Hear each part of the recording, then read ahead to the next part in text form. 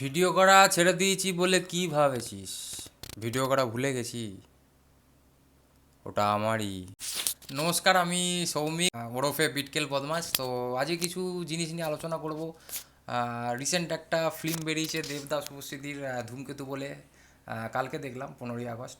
দারুণ একটা বই, অসাধারণ ফিল্ম, অসাধারণ স্ক্রিপ্ট, অসাধারণ গল্প, অসাধারণ ক্যামেরা কাজ, অসাধারণ অ্যাক্টিং, অসাধারণ গান, সবই অসাধারণ, এটাতে বলার কিছু নেই।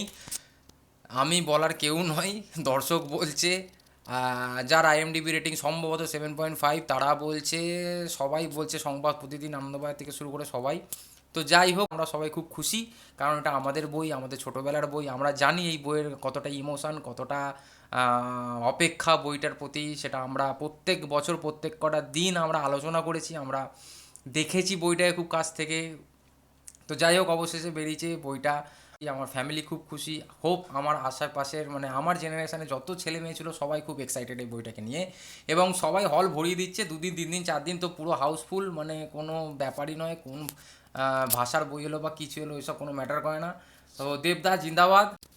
তো সব জিনিসেরই কিছু ভালো খারাপ দিক থাকে, তো এই বই নিয়ে কিছু বলার নেই আমার। ফেসবুকে খুব নেগেটিভ কিছু কথাবার্তা, খুবই ভিডিও, খুব বাজে টাইপের ভিডিও খুব ঘুরছে আর কি।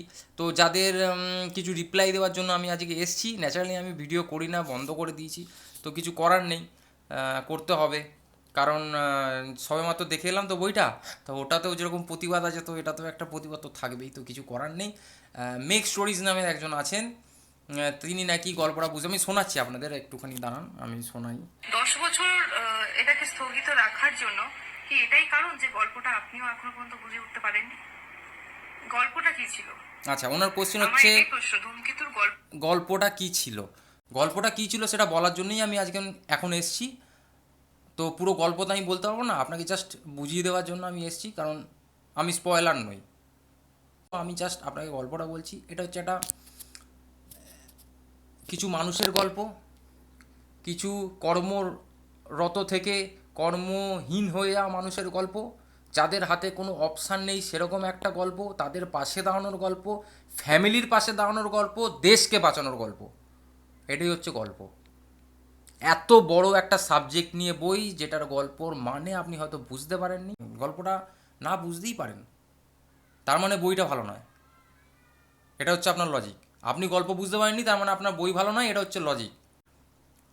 হতে পারে আজকের দিনে নেগেটিভ কথা ছাড়া আপনাকে তো কেউ চিনবেও না, কেউ পুষবেও না, কেউ দেখবেও না।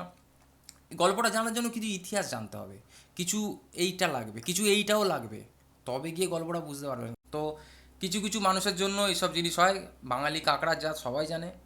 আপনি তার জায়গায় যেতে পারবেন না, তো তাকে নিচে নামিয়ে দাও, লেভেলে চলে আসবেন। তো এইসব জিনিস চলতেই থাকে, আগেও হয়েছে, এখনও হয়েছে। তো এইসব বলার জন্য কৌশিক গাঙ্গুলি স্যারকে আপনাকে উত্তর দিতে হবে না। আমাদের মতো কিছু চুনোপুটি আপনার, মানে এটার জন্য যথেষ্ট, এইসব গল্প বলে দেওয়ার জন্য। তো আপনার যদি এখনও না বুঝতে অসুবিধা হয়, তাহলে আপনি পার্সোনালি আমাকে মেসেজ করতে পারেন, ফোন করতে পারেন, এনিথিং, যা খুশি করতে পারেন। তো আমি আপনাকে টোটালি গল্পটা বুঝিয়ে দেবো, ঠিক আছে? আর বইটা অবশ্যই সবাই দেখবেন। বইটার মধ্যে এমন জিনিস আছে, বইটার মধ্যে যা যা জিনিস আছে তা বাংলা সিনেমা এর আগে কখনো দেখেনি।